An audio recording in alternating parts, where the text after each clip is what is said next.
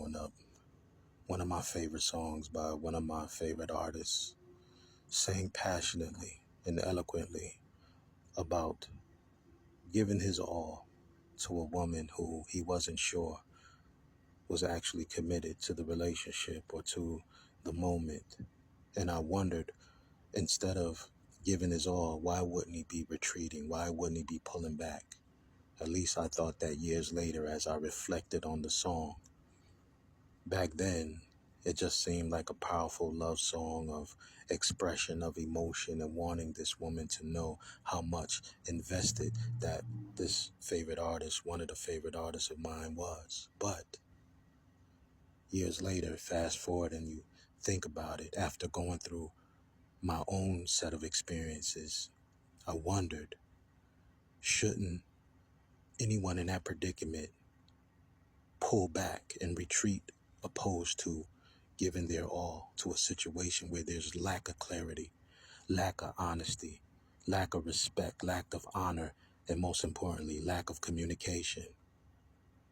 The basis of all relationships is based on communication. And yet, what I'm finding is that most people, especially so-called chosen, so-called high vibrational beings, are afraid to communicate. I guess much of this has something to do with being influenced beforehand, possibly and most likely being under some type of binding spell or love spell. And with these spells, in order to keep them activated, those around you have to do stuff with either your hair, your body fluid, or your beverages or your food.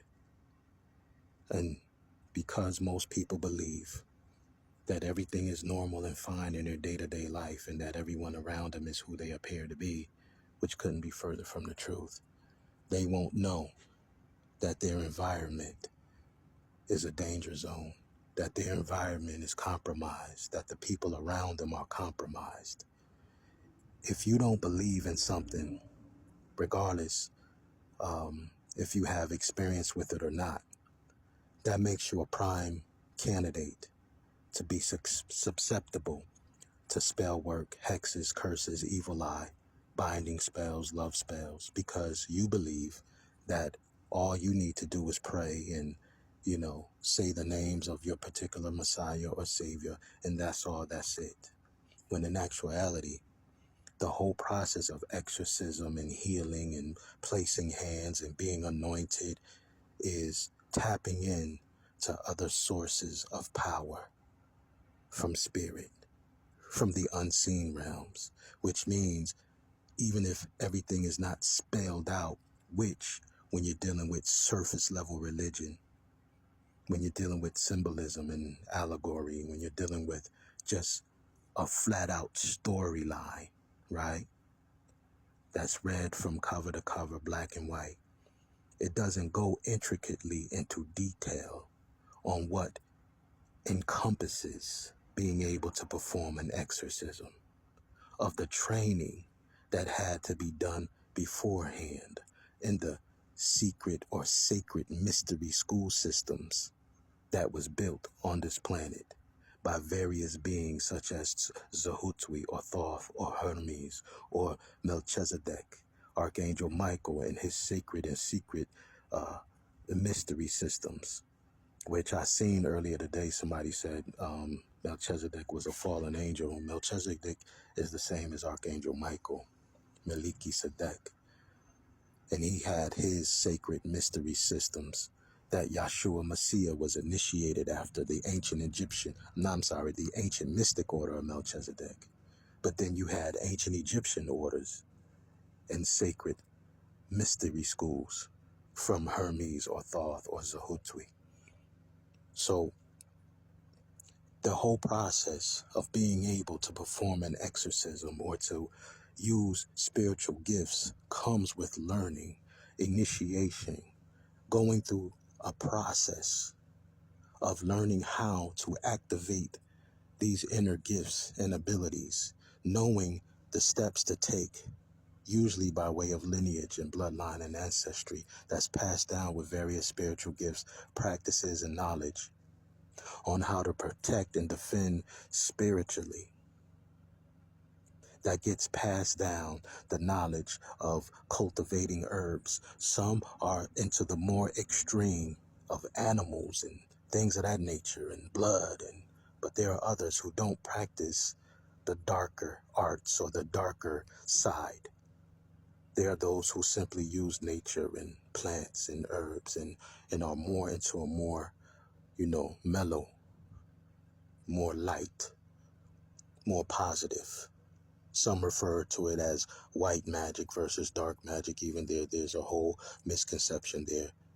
But for all intents and purposes, you have to be learnt on how to protect and defend yourself spiritually, which means it can't be limited to only a good prayer, saying a few scriptures, even though that's a part of it, or simply believing you having a relationship with a Messiah, right, is all that you need to protect yourself. No, you are responsible for putting in the work, learning what you need to learn to protect and defend yourself and executing it. Other than that, you are susceptible to whatever spiritual attacks that advanced witches, warlocks, sorcerers, cults, covens have knowledge of, whereas you are held back. Sometimes I feel I don't know which way is up or which way is down. You make me feel like you're not for real. You play with my emotions, but I can't let you go. I've got this burning deep down inside of me, telling me that I should believe everything that you say. It's hard to live a lie with somebody day in, day out. And I've got to know the truth. I can't keep just wasting my time. So I'll be giving my all to you. Yes, I will. Nothing else will, nothing else will do. My all to you today. And I wanna know if you love me that way.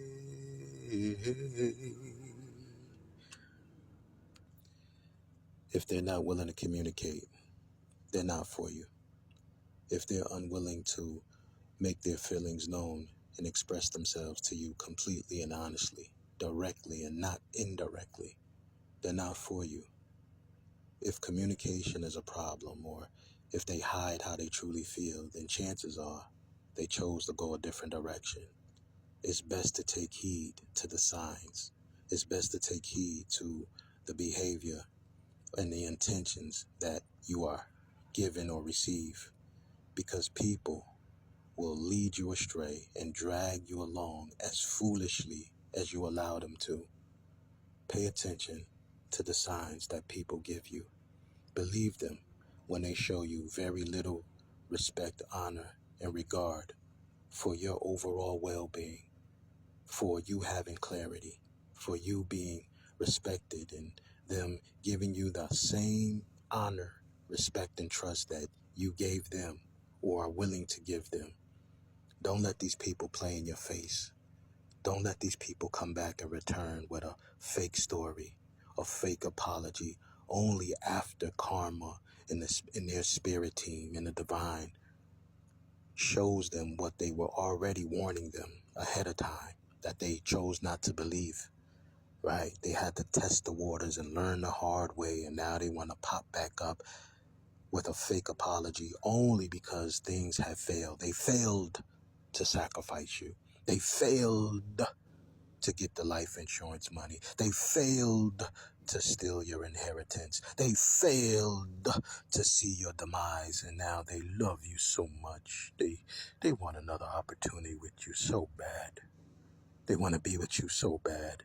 Not the smiling liar, charming devil, not the demons that they chose over you and threw you under the bus for, but now they want you, the one who they said was corny, the one they lied on, the one that they have no honor to go back and admit what they said and fix what they did and fix what they said and correct their mistakes. No, none of that.